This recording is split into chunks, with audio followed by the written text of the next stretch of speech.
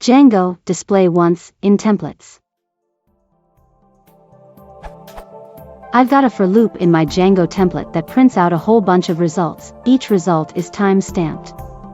I want to print an arbitrary piece of data, for example once the timestamp reaches a certain value, but I only want to print it once. This is fine, except it will print the HR for every result for which the above equates to true. What I'm after is for it to only be printed the first time. Something like. Now, since Django doesn't support assigning variables in its templates, I'm at a bit of a loss for what to do.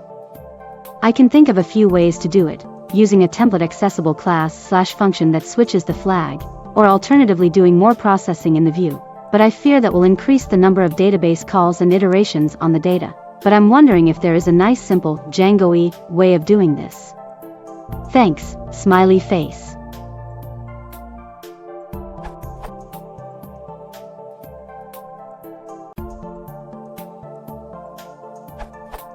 You can use built-in if change template tag.